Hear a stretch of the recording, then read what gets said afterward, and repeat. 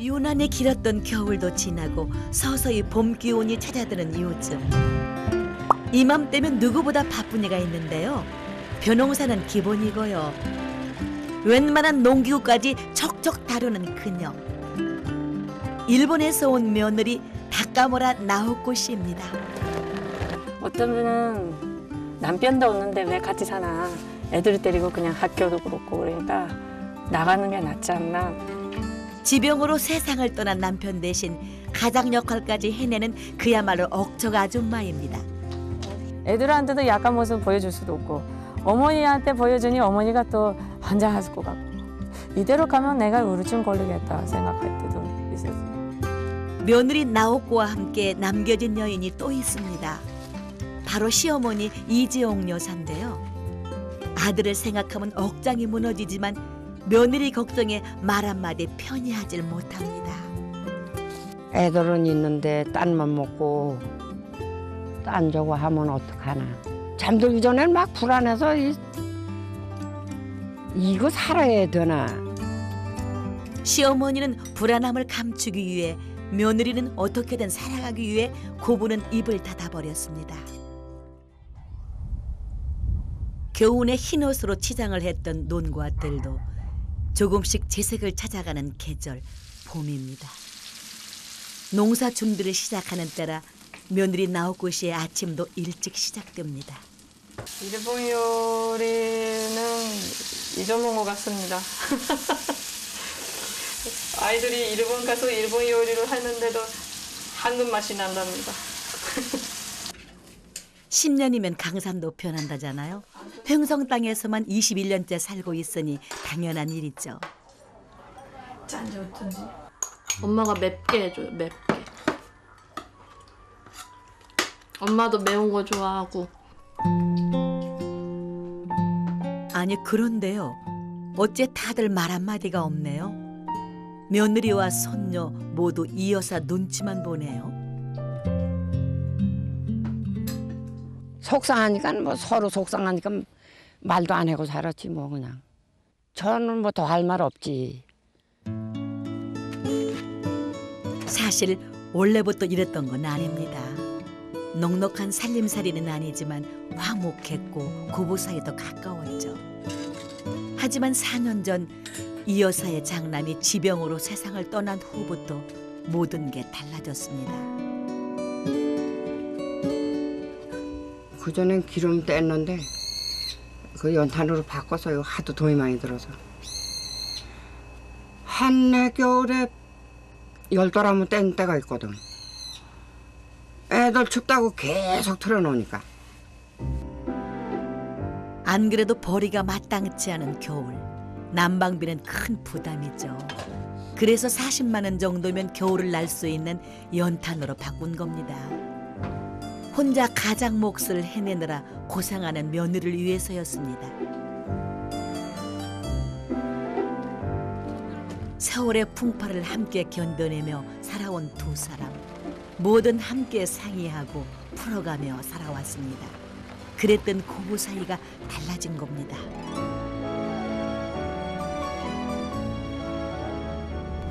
19살 때부터 했어요. 예. 그러면 몇 년이죠? 계산 못하겠어요. 너무 많아요. 이렇게 된 지도 벌써 4년째입니다. 고부가 함께 찾은 곳은 면사무소. 며느리 나오코 씨의 일터입니다. 노인정에 뭐 일하는 거 그거 신청하려고. 이곳에서 6개월째 근무를 하고 있는 나오코 씨. 농사만으로는 생활비가 늘 모자라 시작한 일입니다. 아, 여기 산업경제계인데요. 거기에서 이제 그 신청서 그런 거를 입력하고 그런 보조를 하고 있습니다. 다시 확인하고 드릴게요. 어디부터 하나? 나오코 씨는 이곳의 정규직이 아니라 보수도 얼마 되지 않습니다. 하루에 5시간 정도밖에 못 하니까 일주일이 25시간? 그래서 한 달에 하루에 한 3만 원 정도. 시어머니는 혼자 고생하는 며느리가 안쓰러워 일을 하려고 나선 겁니다. 나 갈게. 속실이 밖에 안 가세요? 갈게. 예. 다 가주세요. 응. 잘 되시네? 네. 잘 됐겠지 뭐. 가세요. 예.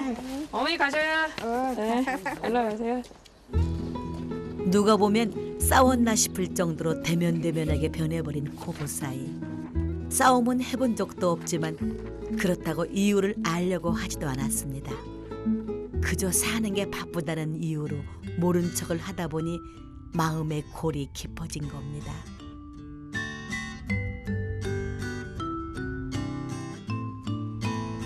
요즘 하루가 모자랄 정도로 바쁜 나옥거 씨. 다른 집들은 두세 명이 하는 농사 준비를 혼자 하다 보니 쉴 짬이 없습니다. 트랙터는 경운기보다는 나아요. 차를 운전할 수 있으면. 남편이 있을 때도 트랙터는 나옥거 씨 몫이었습니다. 그만큼 웬만한 농기계는 잘 다루죠. 뭐든 한번 시작했다 하면 잘해야 직성이 풀리는 성격 때문인데요. 그래서 마을에서는 억척 아줌마로 통합니다. 그 밑에예요. 여기 같잖아요. 저기. 어디서 나와? 니대랑 가다가 뭐 이게 에? 저 여기는 뭐예요? 이거는 뭐예요? 이거 보이. 유아보일? 네. 그 앞에서 세는 것도 유아보일이에요? 예, 똑같아요. 아. 애국산이잖아요.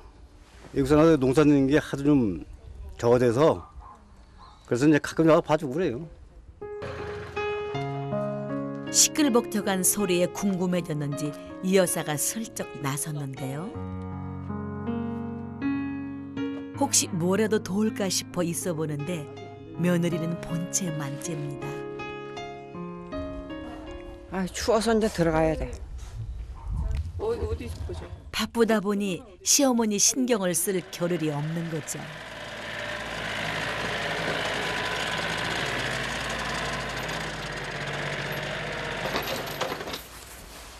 괜히 멋쩍어진 이 여사. 있어봤자 도울 수 있는 것도 없고 속만 답답할 뿐이죠. 이럴 때면 찾는 곳이 있는데요. 바로 마을 회관입니다. 아이고, 호강해는 힘들어. 집에서와는 사뭇 다른 모습이네요. 아이고 그동안 말하고 싶으셔서 어떻게 참았대요? 내가 막내요, 내가. 이 여사님 덕에 모두 한바탕 웃네요. 오늘은 이 여사가 좋아하는 풍물놀이 수업이 있는 날입니다. 소구를 치다 보면 답답하던 속이 풀린다네요. 이거 하는 지는 얼마 안 되고. 노래하는 거는 한 3년 하고. 예. 아들을 먼저 보내고도 눈물 한 방울 보이지 않았던 이 여사. 그저 속으로만 눌러 담았던 아픔을 노래 한 자락으로 풀며 견뎌냈습니다. 내 머리가 지금 이 하늘에 떠 있어 이렇게 붕 떠 있는 것 같아. 이 나이에 하마 더러운 거를 2번이나 보는데 이래다가 무슨 일이 또 나나 그런 생각부터 먼저 들어. 평생 큰 욕심 없이 자식 잘 되기만 바랬던 이 여사. 그런데 셋째 아들에 이어 그리고 장남까지 곁을 떠나버렸습니다.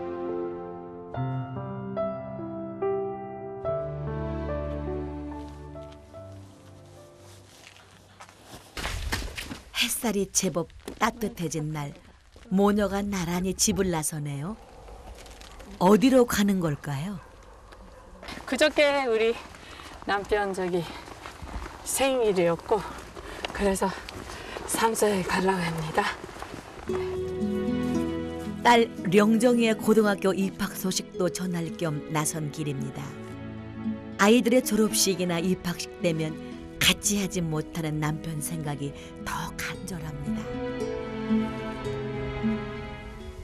처음에는 바라보고 울기도 했었어요. 솔직히 아 왜 이렇게 살아야 되나 내가 왜 그런가 싶기도 하고. 늦둥이 막내딸로 태어난 나옥고 씨. 결혼은 안 한다던 말괄량이 아가씨가 편지 한 장에 반해 한국 남자와 결혼을 하게 됐죠. 넉넉지는 않았지만 아이들과 남편이 있어 행복했습니다. 어떤 분은 남편도 없는데 왜 같이 사나. 애들 데리고 그냥 학교도 그렇고 그러니까 나가는 게 낫지 않나 뭐 그런 말씀도 하시는데 사실 80을 훌쩍 넘긴 친정아버지를 생각하면 마음이 복잡합니다. 그쪽에서는 또 어머니까지 오셔서 같이 살자고 막 그런 식이에요. 또 거기는 혹시나 갈까 생각도 하실 수 있다고 생각해요.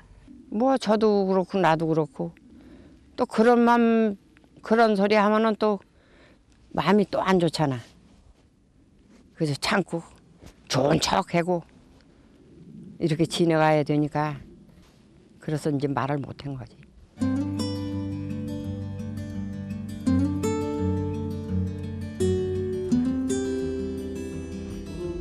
저녁이 돼서도 나옥고 씨의 일은 끝이 없네요. 요즘은 마을 일도 함께 하고 있는데요.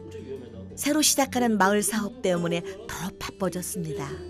끝나는데 별로 도로부지 쭉 돼 있다고. 어차피 동네 주민들이 이제 뭐 살림살이를 도맡아 좀 해주시오라고 한 거기 때문에 그 임기까지는 내가 봤을 때는 아마 70까지는 해야 될 거.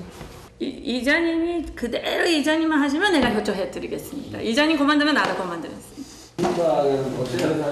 면사무소 일에 농사에 동네 일까지 몸이 10개라도 모자라겠어요. 오늘은 한목이 많지 않았으니까 그 정도지. 보통 한 대여섯 개 정도 하려면 한 9시 반, 빨라야 9시 반, 10시.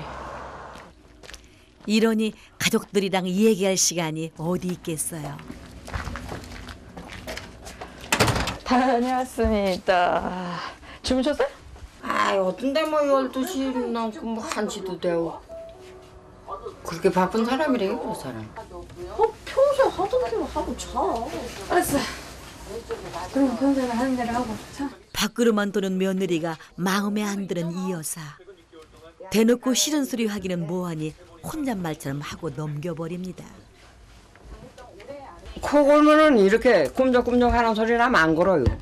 근데 사실은 할머니도 꼭 걸거든. 할머니 나는 조금 걸어. 나도 알아 내가 그런 거. 근데 거는 순간은 나도 알아요. 심할 때는. 둘 다 듣기 싫어. 심해? 와, 가래가 많이 보이죠?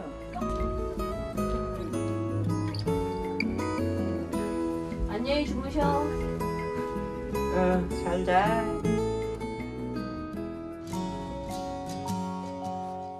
오랜만에 쉬는 주말 오후.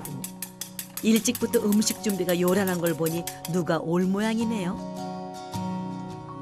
아들이에요. 아들 오늘 오는 날이에요. 대학 진학을 포기하고 취업을 한 아들. 직장이 멀다 보니 얼굴 보는 것도 쉽지 않습니다. 새 여자를 거들어야 되는 유일한 남자. 기다리던 아들 찬규가 드디어 도착을 했네요.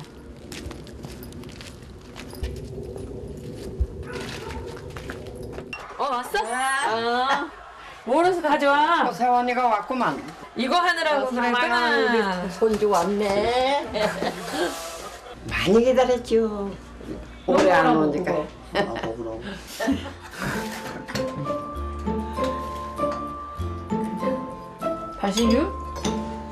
잘했네.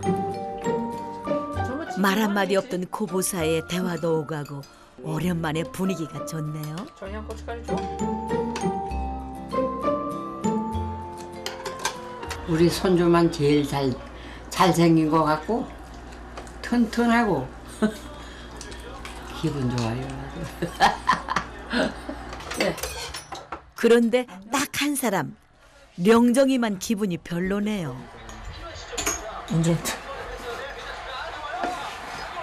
전 전리부를 위지를 해야 돼요. 저는 똑같이 살아야 한다고 생각했는데 받는 쪽에가 느낌이 아니라니까 좀 조심스럽죠. 동생이 한 번씩 이럴 때마다 찬규는 참 난감합니다. 주웠어? 하지만 동생이 한창 예민한 나이인 걸 알기에 일부러 치킨도 사가지고 오는 겁니다. 령정이가 치킨을 참 좋아하거든요. 회사 일이 없어서 그때 얼마 받았지? 120? 150? 150. 처음 가기 전에는 쉬운 줄 알고 갔어요. 돈 버는 게. 학교 다닐 때 생각하면 많이 힘든 것 같아요. 돈도 쉽게 모을 줄 알았는데 생각보다 못 모으겠어요. 언제 저렇게 자라 동생도 챙기고 엄마 걱정까지 해주는 건지 그저 대견할 따름입니다.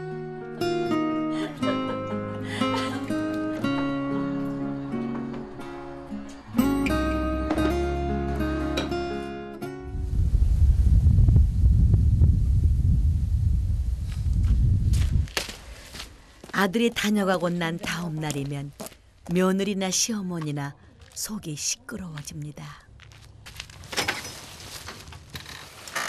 손자 얼굴에 자꾸만 겹쳐 보이는 아들의 얼굴. 마음속에 폭풍이 잠잠해지기까지 이 여사나 며느리나 또 얼마나 걸릴까요? 며느리는 축사에 들렀습니다. 하늘을 한 17마리 정도 개어 있었는데 이제 그 폐업 신고를 해서 이제 작년 여름에 남편과의 추억이 고스란히 남아있는 곳을 정리하는 것이 쉽지 않았습니다. 하지만 혼자 농사와 밭일을 하면서 소까지 키우는 건 무리죠. 결국 소를 팔고 축사도 정리를 한 겁니다.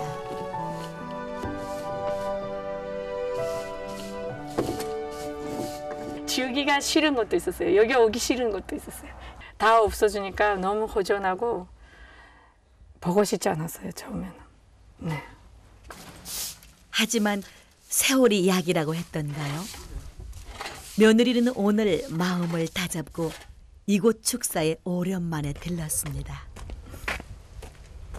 서로 그 기쁜 이야기까지는 안 해봤으니까 뭐 속에는 엉거리 같은 뭐 동어리 같은 건가 뭐 그런 거라도 좀 버리고 마음을 좀 열고 그랬으면 좋겠어요. 글쎄 그렇게 해서 풀릴까 더 불안하지 않을까 뭐. 사돈댁에 갈 날이 코앞으로 다가왔습니다. 아무리 고민을 해봐도 이제와 안 간다고 하는 건 말도 안 되는 상황. 이번에는 이 여사가 용기를 내보기로 했습니다. 며느리의 마음을 확인하고 꼭 확답을 받을 요량입니다. 주고 싶어서. 이제 이왕 내가 나이 많으니까 이왕 줘야 되잖아. 폐물이라고 해봤자 팔찌 하나뿐이지만 이 안에는 지난 세월 살아줘 고맙고 앞으로도 꼭 함께 하자는 뜻이 담겨져 있습니다. 이거 편지 좀 쓰는 거 써줘. 뭐라고? 며느리한테. 사랑하는 내 며느리 그렇게 해가지고 방에서 우리 집안으로 시집 와서 이걸 니으려 여기다가 리얼해? 여기다 니으려 여기다. 먼 데서 와서 잘 살아줘서 고맙다. 그렇지 그렇지. 동네 친구들과 머리를 맞대 편지도 준비했습니다. 이 여사가 며느리를 위해 준비한 첫 번째 선물. 과연 며느리는 어떤 대답을 줄까요? 그리고 이 여사는 이 선물을 며느리한테 전해줄 수 있을까요?